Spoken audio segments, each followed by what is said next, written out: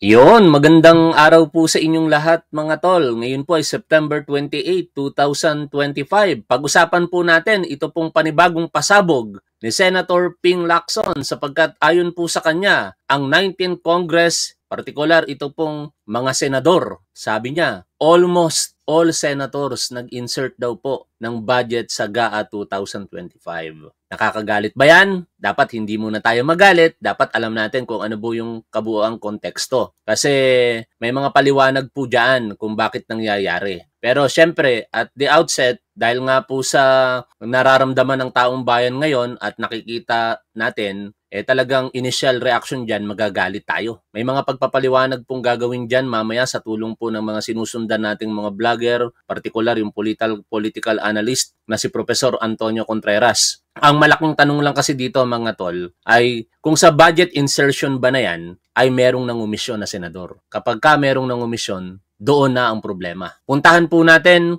ang pahayag ni Senator Ping Lacson sa isang interview po sa kanya ng DZMM. Nakita nga ako ng dokumento yung sa 2025. Senate pa lang ito, hindi ko pa natatapos kasi meron din akong nakita doon na listahan ng mga congressmen. Hindi lamang net yung kabuuan, sa Senate pa lang at least 100 billion Nagulat niya. Sa Senate pa lang, at least 100 billion. Bago tayo magpatuloy, wag niyo po sanang kalimutang mag-like sa ating programa. Malaki po ang maitutulong niyan sa ating mga advokasya. Basahin po natin ang balita kaugnay po niyan. Ayon po sa Philstar Global headlines, Ping, almost all senators had insertions in the 2025 budget. Almost all senators in the 19th Congress had budget insertions in the proposed 2025 national budget amounting to hundreds of billions of pesos, according to documents reviewed by Senator Panfilo Lacson, who warned that the scale of the allocations was unprecedented. Hindi pa po nangyayari sa nakalipas daw na panahon. Sino-sino ba yung mga senador po noong 19th Congress? Tingnan po natin mga tol. Ito without accusing na sila po yung nangumisyon and without pinpointing any one of them na sila yung nag-insert kasi almost hindi naman ibig sabihin nun lahat 24 po sila. Baka kung almost, baka mga 20 more or less ang nag-insert ng budget. For the record, isa-isahin po natin ang miyembro ng 19th Congress. From left, sa taas, Senator Bato de la Rosa, Senator Bongo, Senator Mark Villar, Senator Lito Lapid, Senator Alan Peter Cayetano, Senator Robin Padilla, Senator Rafi Tulfo, Senator Bong Revilla, Senator Win Gatchalian, Senator Mig Subiri, Senator JB or Joel Villanueva, Senator JB Ejercito, mula po sa kanan, sa baba, pakaliwa po tayo, Senator Nancy Binay, Senator Loren Legarda, Senator Risa Ontiveros, Senator Coco Pimentel, Senator Francis Tolentino, Senator Chis Escudero, Senator Joel Villanueva, Senator Pia Cayetano, Senator Amy Marcos, Senator Grace Poe, and Senator Cynthia Villar. Yan po ang bilang ng mga senador na kabilang sa 19th Congress. At ayon po sa balitang ating pong binabasa at napakinggan, almost all of them nag-insert po ng budget sa GAA 2025. Lacson said he obtained records showing the amounts of the insertions at least on the Senate side. Wala pa dito mga tol yung Congress House of Representatives. How much more kung mapapasok na ang mga ebidensya sa insertion naman ng House of Representatives. Whether in the National Expenditure Program or the bicameral version of the budget. We saw the list of senators with large budget insertions. Large, unprecedented. I'm saying in the 19th Congress, almost all had insertions. Inisa-isa na po natin yung mga miyembro ng 19th Congress. Ngayon, ito ba ay masama? Ito ba ay outrightly corruption? Ang masakit na katotohanan dito ngayon, sa paningin ng majority ng mga Pilipino, parang gano'n na nga. Ituloy muna natin ang pakikinig kay Senator Lacson. Kaya po sa mga individual insertions ito ito yung naka-FLR ngayon, no? Pagkalalaki, never pa ako nakakita kasi nung araw, nung hindi pa na-declare na ang constitutional yung PDAP, nandun lang sa hundreds of millions ngayon, ang nakita ko yung total kabuuan, at least 100 billion. Dadulumpot, alam mo, almost all the senators in the 19th Congress, nakita ko doon sa listahan. Kung pagpalagay natin 24 senators, bawasan natin ng 4 na lang, average na approximately na nag-insert ng budget, 20 senators. I-divide natin sa 100 billion pesos. Di sa 20, meron silang tig pa 5 billion pesos if ever. Kung sila'y ang 20 na to nag-insert ng budget sa GAA. Ngunit siyempre, yan ay hindi naman likas na masama mga tol. Kasi pag wala pong nagbabawal na batas, ibig sabihin, pwede nilang gawin. Ang masakit lang dito, baka dahil sa insertion na yan, nang-omission sila, which is apparent na ngayon sa accusation ng ilang mga whistleblower sa Senate Blue Ribbon Committee hearing. Ang tiyak na tayo sa mga senador na binanggit natin sa 19th Congress na merong pong budget insertion, ayon po ito sa accusations, ay sina Joel Villanueva, Bong Revilla, kasi base sa akusasyon ito, hindi po base sa akin. Si Jinggoy Estrada, si Chis Escudero, bagamat hindi po siya nasampahan ng kaso o nirekomenda na sampahan ng kaso, ay kasama rin po sa binanggit ni dating Undersecretary Roberto Bernardo, si now Mayor Nancy Binay. No? Ngayon, bago tayo magputok sa galit, dapat maunawaan natin. Dapat i-educate po natin ang ating sarili sa budget insertion. Ano ba ang nature niyan? Tulungan tayo, syempre, ni Professor Antonio Contreras. Nag-react po siya sa balita po na yan. Una, shinare niya po yung post ng ABS-CBN. Almost all senators, according to Lacson, in the 19th Congress inserted around 100 billion pesos worth of items in the 2025 General Appropriations Act. Ayon po kay Professor Antonio Contreras, Senator Lacson should clarify this claim. Insertions could come in 2 forms. They could come as legitimate amendments to the NEP prior to the ratification of the bicameral report and which are made in a transparent manner. Meaning, walang illegal. Dapat nakikita ng publiko sa pamamagitan ng mga budget hearing. This is a legitimate act of Congress, which by the 1987 Constitution is accorded the power of the first. It is also a legitimate fulfillment of members to serve the interest of their constituencies by legislating funds to their districts or constituents. A variant of this is when legislators are already making representations to the executive branch even during the preparation of the NEP. Yun na yung medyo problema, no? Kapag ka nanghihimasok na ang legislator sa paggawa po ng National Expenditure Program. Also, during budget deliberations, these insertions may come in the form of amendments. I am sure Senator Lacson does not want Congress to become a mere rubber stamp of the executive when he demonizes insertions. As senator, he probably does not see the need to meet constituency interest the same way House members bear the burden of bringing projects to their districts. Sa punto dito ni Professor Antonio Contreras, critical siya sa naging statement nito pong si Senator Lacson. Kasi comparatively speaking nga, ang mga kongresista, meron silang direct constituents like for us here in Pasig, meron kaming congressman na sasangkot din na si Congressman Romulo. Siyempre, kung ano yung wishes ng taong bayan dito sa Pasig, halimbawa, partikular sa pagpapagawa ng mga makakatulong na infrastruktura sa amin sa taga-Pasig, maaaring pumapel dyan ang kongresista at humingi ng pondo sa ehekutibo. Yun ay legal. Kaya sa puntong ito, para kasing na-generalize ang statement ni Senator Lacson, kaya humihiling si Professor Antonio Contreras ng klarifikasyon sa kanyang binitawang statement sa interview na ating pong napakinggan. Tuloy ko po, ang binabasa po natin, if they fail to do so, they can be punished by voters who weigh their representatives by the number of funds they brought to them. In short, mga tol, kapag walang nadalang proyekto ang mga kongresista, for example, sa ating mga lugar or distrito, tiyak baka hindi na po natin yan iboto sa susunod na panahon. Kasi sila po yung boses natin . Kaya nga Kongreso, national in character po yan at sila yung magpapaabot sa national government kung ano po yung mga pangangailangan natin sa ating mga respective district or lugar na kinaroroonan. Ikalawa, when the insertions are made opaquely, ito na yung problema talaga na mabigat, and secretly during the BICAM or in small committees, this is where it becomes problematic.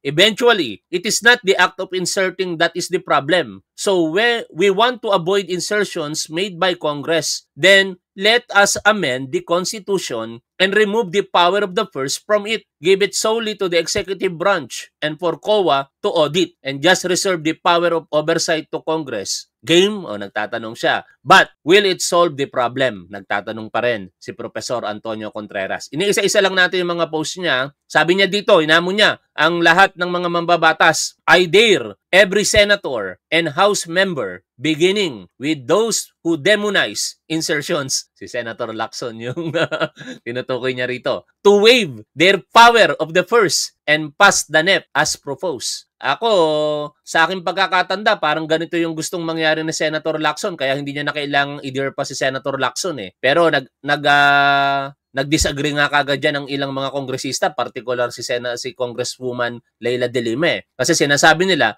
hindi dapat alisin sa kapangyarihan ng mga mambabatas ang power of the first for check and balance. Pero as far as I remember, sa aking recollection, sa kung tama, sinambit na yan noon pa ni Senator Lacson na willing siya na i-waive and i-pass as is kung ano yung proposal ng National Expenditure Program coming from the executive branch of the government. I do not know kung napakinggan yon ni Professor Antonio Contreras. Ito pa, may mga nag-agitate na, hinihimok ng mga uniform members po natin sa gobyerno at inuudyukan na somehow siguro itakwil na nila ang ating Pangulo. Pero dapat malaman nila na basically ang budget insertion ay hindi po masama. Nagiging masama lamang ito kapag kasikreto na at nangungumisyon na ang mga mambabatas. To the uniform, sabi niya po rito, insertions are actually realignments and amendments to the NEP.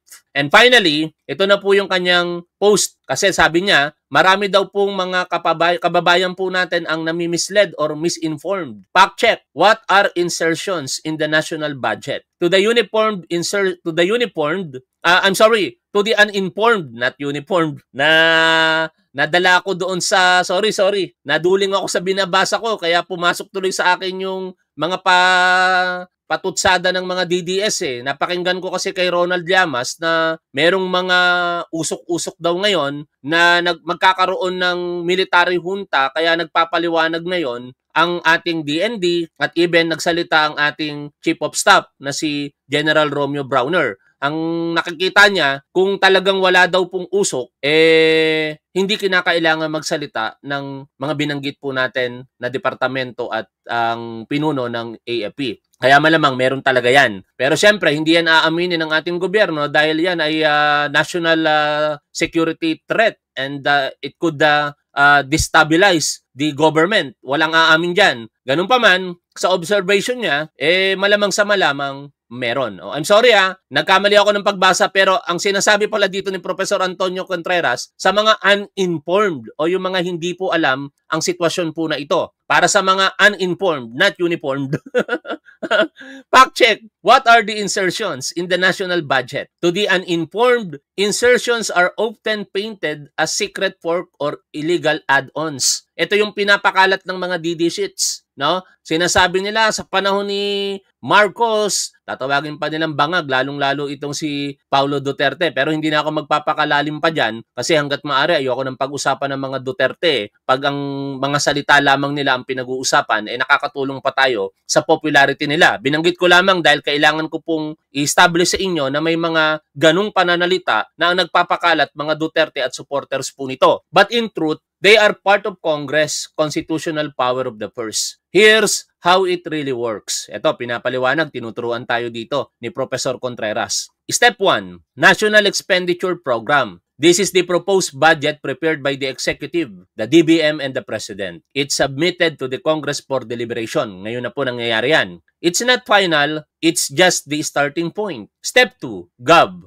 General Appropriations Bill. During congressional hearings, lawmakers may realign amend or insert programs and projects, especially to address local needs not included in the NEP. These are the so-called insertions, but they are legitimate amendments. Kaya basically mga tol, pag sinabing insertion of budget, hindi pa kagad masama, hindi kagad illegal. Nagiging illegal lang yan, kailan? Tuloy natin ang pagbasa. This, Step 3, GAA, General Appropriations Act. After bicameral reconciliation, Congress passes GAA and sends it back to the President for item veto or approval. Only then does it become law. Key points. Insertions are not illegal. They are lawful amendments within Congress mandate as long as they don't exceed the total budget and comply with fiscal rules of transparency and standards. Constitutional basis, Article 6, Section 25, Paragraph 2. Congress may increase, decrease, or realign appropriations in the proposed budget. Caveat, abuse can happen if insertions are used for patronage or non-transparent projects. But the act itself is not illegal. It's part of budget deliberation and democratic checks and balance. So next time you hear insertions, ask, are they transparent? Are they aligned with public needs? Are they part of the approved GAA? Not all insertions are forked. Some are realignments for priority programs Congress believes the executive missed. So there, I have done my part, do yours. Ito na nga, ginagawa ko na po, Professor Antonio Contreras, ina-amplify ko po yung mensahe ninyo sa publiko. At kailan ito nagiging illegal mga tol? Ito na papasok yung insertion na nangungumisyon. Kapag ka nangumisyon na po ang mga mambabatas, doon na ang malaking problema. Kasi doon na pumapasok ang korupsyon. Pagka may komisyon, ibig sabihin may padulas. Pag may padulas, ibig sabihin pinagnanakawan na po tayo ng mga balasubas na taong gobyerno na ito. Mula sa politiko, tao sa DPWH at iba't iba pang ahensya ng ating gobyerno na may mga proyektong pang-infrastruktura at saka kasabwat itong mga pribadong kontratista. And ang worst po dito, umaabot po ito sa supposedly bantay ng budget, sa supposedly nag-o-audit, and that is COA. May mga rumors ngayon na may mga kasabwat sa COA. Saklap, di ba? Kaya yung insertions per se hindi po bawal. Ang nagiging bawal, ang nagiging masama, nagiging illegal kapag sila po ay pinagkakakitaan na ang pinaghihirapan po nating buwis. Yun ang katotohanan dyan. Kaya babalik tayo sa challenge ni Professor Antonio Contreras. Lahat ng mga mambabatas, kaya nyo ba na alisin ang inyong karapatan, kapangyarihan sa tinatawag na power of the purse at ipagkatiwala na lamang ito ng lubos sa National Expenditure Program as proposed? Again, si Professor Antonio Contreras, ito po ang hamon partikular kay Senator Lacson kasi si Senator Lacson ang nag-bring out nito eh. Pero kung mapapanood tayo ni Professor Antonio Contreras, masasabi ko na ito pong hamon niya ay tinugunan na ni Senator Ping Lacson nung ito po'y muling mahalal as Senator ngayong 20th Congress. On one of the interviews he had, sinabi niya, willing siyang gawin na i-accept as is ang proposal ng executive branch of the government at doon na lang sila titingin sa oversight functions nila kung ito po ba ay nai-implement ng tama. Ngayon, panoorin po natin at reaksyonan ang kabuuan po ng interview na ito kay Senator Lacson. Wala tayo sa baluarte mo, partner. Usapang Senado tayo at usapin po sa pagdiling ng Blue Ribbon Committee. Diyan mga po sa mga maanomalyang flood control at infrastructure projects. Sama na po natin sa ating programa si Senator Panfilo Ping Lacson, ang Senate President Pro Tempore at Chairperson ng Senate Blue Ribbon Committee. Senator, good morning po sa inyo. Good morning po, Sen. Ping. Good morning. Yeah, magandang umaga, Victoria, Christian. Isang mapayapang linggo na umaga natin. Salamat po. Thank you, sir, sa pag-papaunlak po. Sir, so naka-anim na hearings na po ang Senate Blue Ribbon Committee. So far, sir, ano yung pinaka-telling? Ano yung pinakamalaking na-discover niyo po para sa inyo? Marami. Actually, habang nagpo-progress yung investigation, may mga, yun nga, may mga ganap quoting your yung program ninyo na nangyayari. So, kailangan ang usapan namin ni Senate President, mag-reassess muna kami dahil marami na pumasok ng mga information. And at the same time, kailangan mga bagong lumalabas na mga testigo at masustansya yung sasabihin at meron pang mga kakulangan na dapat pa mapunuan, tatawag tayo ng pagdinig. Pero kung paulit-ulit lang at saka masa-sidetrack o kaya palihis yung direksyon ng inquiry, yun nga yung i-assess namin kasi medyo lumilihis na. Opo. At sir, nung last hearing niyo po, lumabas na finally si dating DPWH Undersecretary Roberto Bernardo. Sabi ni Rob Mapala, dapat pala walang insertion dahil baka makurap lang bukod sa budget, may insertion pa pala. Yun ang problema kasi may kapangyarihan ang Kongreso no? Kaya nga sabi ni Professor Antonio Contreras dito, amyendahan ng konstitusyon kung yan ang gusto po nating mangyari. Meron po kasing legal na basihan. Constitutional basis Article 6, Section 25, Paragraph 2. Congress may increase, decrease, or realign appropriations in the proposed budget. Ano po ang tingin nyo sa kanyang testimonya, sir? Idinawit po niya si Senator Cheese Escudero, former Senator Bong Revilla, Nancy Binay, si COA Commissioner Lipana, at si Yusek Trigiv Olivar ng DepEd. Pati si Zaldico. Yes. Sa tingin ng mga kasamahan ko doon, parang may kulang. Parang hindi kumpleto yung kanyang binanggit. Lalo pa nga't may mga katanungan na dapat masagot. Kulang. So, i-record natin siya dahil open naman. The 10th anniversary Grand Voyage is an extended celebration packed. Ano nangyari dito? Bakit may commercial? Sa kanyang testimonya nung Webes actually. Opo. Sir, tingin nyo meron pang mga hindi pinangalanan si Bernardo? Yun ang tingin ng karamihan. Yung nag-edit ng video ni Senator Lacson, hindi naka-premium sa YouTube. merong ads na lumabas O, tuloy po tayo. Sa aking mga kasamahan sa Blue Ribbon. At ako ay share. Possible ba, sir, na more senator? Anyway, ibang topic yan no? Yung mga mangyayari sa Blue Ribbon Committee hearing at yung mga nangyari rin. Kaya i-leave na lang muna natin yung topic na yan. Siguro in a separate live streaming pag-usapan natin